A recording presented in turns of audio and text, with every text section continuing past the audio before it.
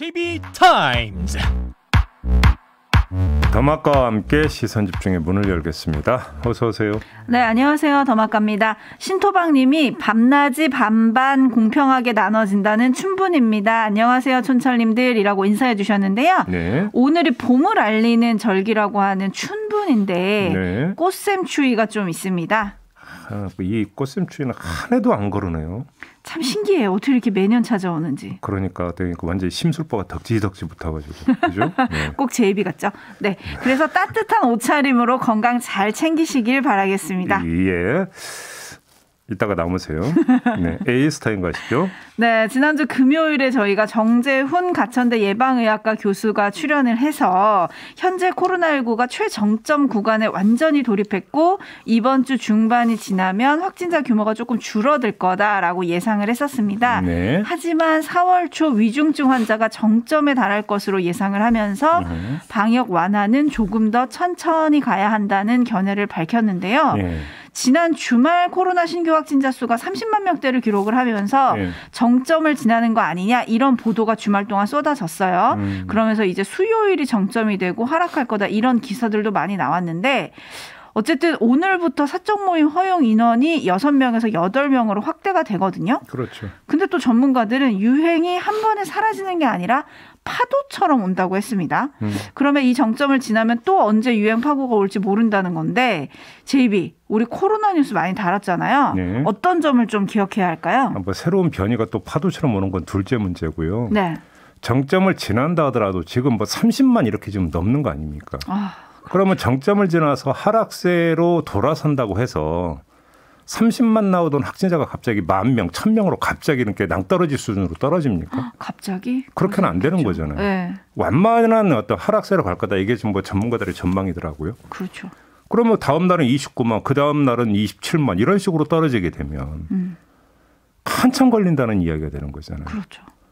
그럼 그 기간이 언제까지 갈지도 모르는 거고. 네. 그럼 그 기간 동안 뭔가 우리나라의 의료 체계가 버텨낼 수 있느냐. 그게 사실은 제일 문제죠. 사실은 핵심적인 문제는 지금 이거잖아요. 네. 그렇기 때문에 전문가들 같은 경우는 뭔가 좀 완화 조치를 하더라도 정점 지나고 나서 시간차를 두고 해야 된다는 얘기를 그래서 했던 건데. 네. 아무튼 이제 정부는 서두르고 있는 건데 그 이유를 솔직히 좀 잘 모르겠고요. 궁금하긴 합니다. 예, 뭐 이게 이제 어떤 뭐냐면 소상공인과 자영업자들의 생계 문제 때문이라고 한다면 이제 입이 부르틀 정도로 얘기해서 더 이상 얘기 안 하겠는데요. 그건 다른 방법이 있거든요. 네. 손실보상 확실하게 해주거나 네. 왜 이런 걸 놔두고 그러냐라는 거잖아요. 아무튼 정점 지난다고 바로 어떤 뭐냐면 봄 햇살 같은 아주 찬란한 어떤 이런 상황이 연출되는 건 아니다. 네. 이건 확실하게 좀 유념을 해야 될 것 같고요. 마스크는 필수다 계속 이런 말씀 좀 드려야 될 것 그러니까 같습니다. 잘 챙기시기 바라겠습니다. 예. 뉴스와 분석이 함께하는 제이타임즈 오늘 주목할 뉴스들 챙겨드리겠습니다. 먼저 첫 번째 뉴스는 어떤 건가요? 저는 대통령 선거 과정에서 제왕적 권력의 상징 청와대를 국민께 돌려드리겠다고 약속했습니다. 대통령 집무실을 국민과 더욱 가까이 다가가는 광화문으로 옮기겠다고 했습니다. 다양한 문제점을 전문가들을 통해 충분히 검토했습니다마는 당선 이후 광화문 정부 고유 청사들을 대상으로 집무실 이전 방안을 면밀하게 검토한 결과 쉽지 않은 문제임을 절감했습니다. 최소한의 경호 조치에 수반되는 광화문 인근 시민들의 불편이 매우 심각한 것으로 파악되었습니다. 반면 용산 국방부와 합참구역은 국가안보지휘시설 등이 잘 구비되어 있고 청와대를 시민들께 완벽하게 돌려드릴 수 있을 뿐 아니라 경호 조치에 수반되는 시민의 불편도 거의 없습니다. 네, 뭐 단연 최고 뉴스는 바로 이건데요. 윤석열 당선인이 직접 발표를 했는데 네. 이 발표에서 눈길을 사로잡은 거 첫 문장이었어요. 제왕적 권력의 상징인 청와대를 국민께 돌려드리겠다. 이 대목이었는데 제왕적 권력의 상징을 국민에게 돌려드리는 과정이 제왕적 모습은 아니었는지 짚을 필요가 있다라고 저는 생각을 했는데 네. 마침 한 기자가 그걸 질문을 했더라고요. 마저 들어보시죠. 한국경제신문 이동훈입니다. 여기 제왕적 대통령제를 내려놓겠다고 하셨는데 이 부분에 대해서는 사실 당선인께서 국정 철학을 반영해서 이거는 결단을 해야 되는 문제다라고 했는데 이게 또 다른 쪽으로 보면 제왕적 대통령제를 어떻게 보면 당선인 시절부터 어떻게 보면 강화하셔서 오히려 사용하시는 게 아닌지에 대한 불만이 있는데 거기에 대해서 어떻게 생각하세요? 제왕적 대통령제를 내려놓는 방식을 제왕적으로 한다는 말씀이신데요. 그거는 결단하지 않으면 제왕적 대통령제에서 벗어나기 어렵습니다. 일단 이 공관이 의식을 지배한다고 저는 생각합니다. 그래서 그 부분을 국민들께 제가 지금 이해를 구하기 위해서 직접 말씀을 드리는 것이고요. 네, 이렇게 답변을 했습니다. 네. 귀에 꽂히는 대목이 있는데요. 결단하지 않으면 제왕적 대통령제를 벗어나기 어렵다라고 한 말, 그리고 국민들께 이해를 구하기 위해서 직접 말씀드리라고 한 말, 이 두 가지 말을 종합을 해보면 어떻게 되는 거겠습니까? 먼저 결단을 하고 다음에 이해를 구하는 거다, 이런 이야기가 되는 거죠. 네. 선후 관계가 이렇게 되면 국민 이해를 구하는 과정은 어떻게 되는 겁니까? 일방적 발표와 설명이 되어버립니다. 국민 의견 수렴은 없고 공보만 있게 된다, 이런 이야기가 되는 건데요. 국민과 소통하려고 집무실 옮긴다면서요. 네. 근데 이 소통이 이게 제대로 된 국민과의 소통입니까? 이건 권위주의형 소통 방식입니다. 네, 지금 여러 촌철님들 의견 보내주고 계신데요. 솜님님, 대통령 집무실이 그렇게 급한가요? 우선순위가 이게 꼭 일인가요? 라는 의견 보내주셨고, KKH님은 제왕적인 권력 내려놓으려고 국민들 의견은 모두 무시하고 제왕적으로 구시는 건가요? 라는 좀 따끔한 의견 보내주셨고요. 강지연님은 번개불에 콩 구워 먹는다는 말이 생각이 나네요. 좀 서두르는 것 같아서 염려됩니다. 라는 의견. 5582님은 여론조사 지지율 덕분 사람이 이런 건 여론 눈치도 안 보나요? 라는 의견. 8011님은 역시 여기도 만나겠다는 국민은 자기 편 국민만 만나는 거 아닌가요? 라는 의견, 좀 부정적인 의견들이 많으신데요. 저는 사실 어제 기자회견 보면서 딱 한 문장이 귀에 꽂혔는데 네. 공간이 의식을 지배한다.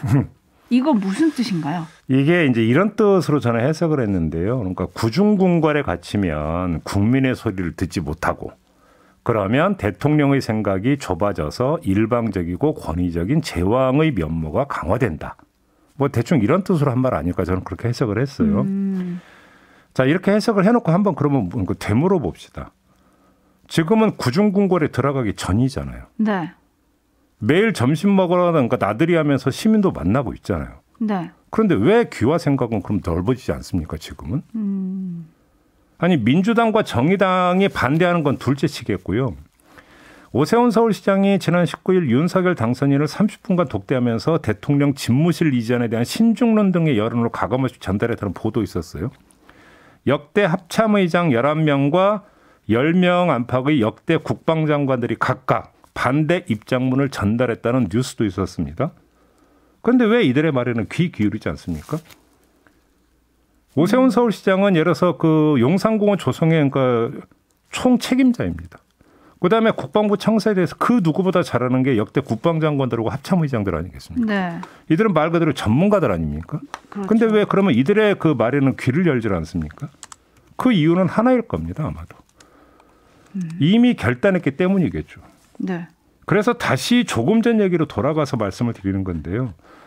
윤석열 당선인은 공간과 상관없이 귀와 마음을 열 생각이 없었던 거예요. 문제의 본질은 나의 의식이 나와 다른 여러 생각을 지배한다는 것이죠. 공간이 의식을 지배하는 게 아니라 나의 의식이 다른 사람의 의식을 지배하고 있다라고 하는 게 문제의 본질이다. 이 점을 좀 알아주시라 이 말씀을 드리는 겁니다. 그래서 이제 국민 설득이라는 과제가 남았다 이런 보도들이 좀 있습니다. 그래서 국민들 의견을 구하는 절차가 혹시 뭐 진행이 될 수도 있을까요? 아니 지금 의견을 구하는 절차라고 말씀하셨는데 무슨 의견을 구해요? 결정해놓고 나서. 네. 그러면 이사를 어떻게 잘할 것인가 이거에 대한 의견을 구하는 겁니까? 어제 이런 질문이 사실은 있긴 있었죠. 그랬더니 윤석열 당선인이 이제 기자들을 통해서 그리고 또 국민들한테 이렇게 잘 설명을 하고 또 설명을 하겠다라고 하셨는데. 그러니까 설명이라는 표현 썼잖아요. 그렇죠. 설명은 알려주는 거거든요. 그렇죠. 이렇게 이해하시면 된다라고 알려주는 건데. 네.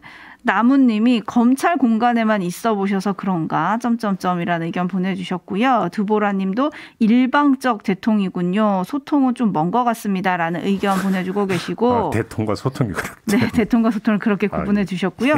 5697님은 대통령 집무실을 이전하지 말고 그 돈으로 자영업자에게 조금이라도 더 돌려주는 것이 민생을 돌보는 거 아닐까요? 라는 의견 보내주셨고요. 4213님, 공간이 의식을 지배한다. 자꾸 그렇게 생각 안 하려고 하는데 자꾸 손바닥 왕자랑 누가 좀 겹쳐서 생각난다. 이런 의견도 보내주셨고요. 네. 심성명님은 이사 비용은 어떻게 해요? 라는 의견, 궁금증 보내주셨고, 이상덕님은 국민께 돌려드린다고 하시는데 청와대 돌려달라고 한 국민 있나요? 라는 의견 보내주셨고요. 그러니까요. 7730님, 소통 중요하지만 끝까지 소통만 할 순 없죠. 언젠가는 결정도 해야 하잖아요.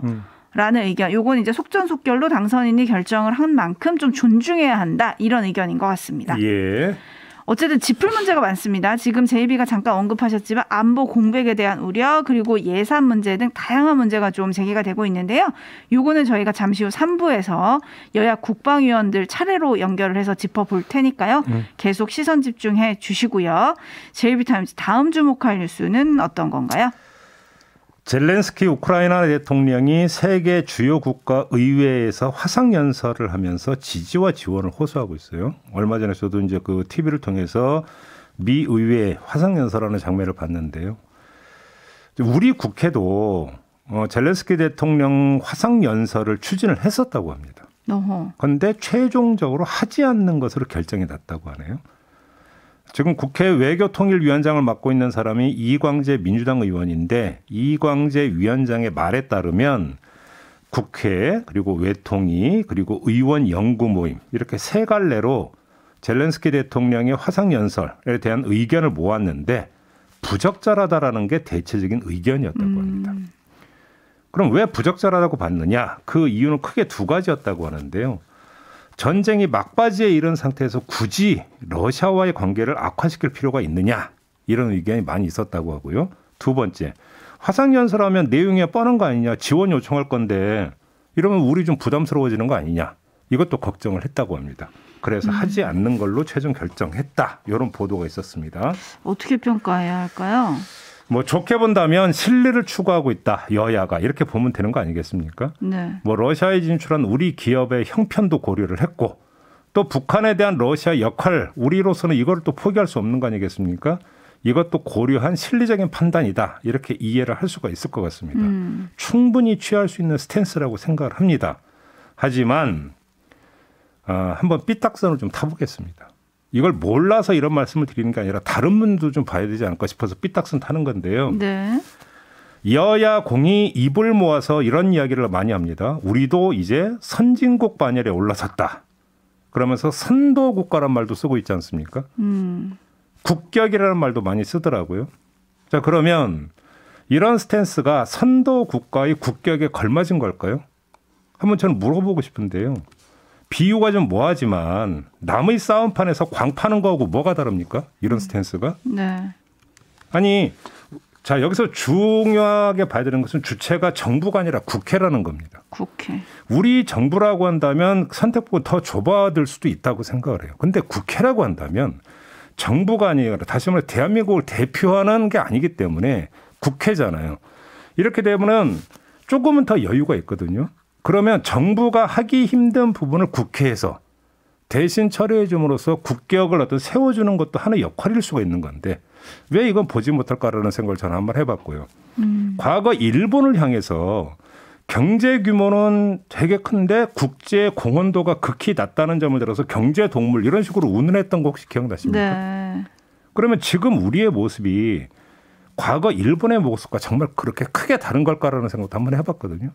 이게 좀 저만의 삐딱선인지는 모르겠습니다만 이런 것도 한번 좀 생각을 해볼 때가 되지 않았을까, 그런 생각을 해봤습니다. 네, 김영아님이 중국과 러시아 눈치 봐야 하는 거죠, 뭐라고 보내주셨는데 딱 그런 결정이 아니었나라는 생각이 들고요. 때론 신뢰보다 좀 명분을 앞세워도 좋지 않았을까 이런 생각이 드는데요. 네, 춘철님들은 여전히 지금 용산으로 가는 대통령 집무실에 대한 의견을 지금 끊임없이 보내주고 계신데 예. 앞서서 제가 7730님 의견을 소개해드렸잖아요. 소통도 중요하지만 끝까지 소통만 할 수는 없지 않느냐. 언젠가는 결정을 해야 하지 않느냐. 아니, 여기에 대해서 제이비 어떻게 생각하세요? 아니 소통이 있었냐고요. 그러니까 대통령 선거 과정에서는 광화문으로 이전만 이야기를 했잖아요. 네. 광화문으로 이전만 얘기했는데 그러니까 어제는 발표는 재앙이라는 표현을 쓰더라고요. 검토해보니 그건 문제여서 내가 이렇게 결정했다라는 거죠. 결정에 방점을 찍으신다면. 아니 그런데 문제는 이거잖아요.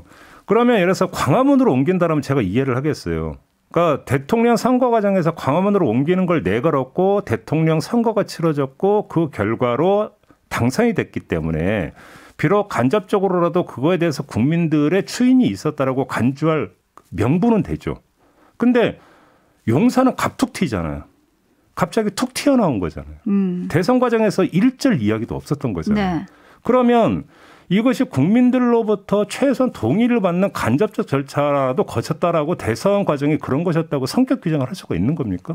그러면 인수위 이후부터 따져야 되는데 인수위 이후에 그러니까 이 용산 이전에 대해서 국민과 소통했다는 뭐가 하나도 있습니까? 그러니까 이거는 의견 수렴 후에 내린 결정이 아니라 일방적 결정이라는 거예요. 일방적 결정이다. 그래서 제왕적 결정이란 말을 그래서 하는 거 아니겠습니까? 네. 어쨌든 이 부분에 대해서 국민의힘 의원들은 제왕적 대통령을 벗어나기 위한 특단의 조치다. 큰 결정이다라고 하고 있으니까. 저는 그것도 이해를 못하는 게 아니 청와대에서 나오는 게 그렇게 제왕적 대통령의 모습을 벗어나는 그런 결정적 장면. 궁궐에 갇혀 있기보다 국민 속으로 나온다. 이걸 지금 강조하고 있으니까요. 잠시 후 김재현 최고위원 그리고 또 3부에서 만날 성일종 의원과 한번 꼼꼼히 짚어보도록 하시죠. 자. 마무리해야 되는데요. 네. 지난해 도쿄올림픽에서 아름다운 사회로 불렸던 높이뛰기 선수 우상혁 선수 기억하십니까? 네, 제이비? 저희 인터뷰도 했잖아요. 그렇죠. 우리 네. 인터뷰도 했죠. 그러면서 시선집중 인터뷰에서 안 된다던 사람들 때문에 꼭 한국 신기록을 깨고 싶었다. 이런 속내를 밝히기도 했는데 어제 한국 선수로는 최초로 세계 실내 육상 선수권 대회에서 금메달을 목에 걸면서 한국 육상의 역사를 새로 썼습니다. 어허. 그냥 화끈하게 한번 보여주신 거네요. 축하드립니다. 네, 축하드립니다. 네. 자, 이렇게 마무리하죠. 더마카 수고하셨습니다. 고맙습니다.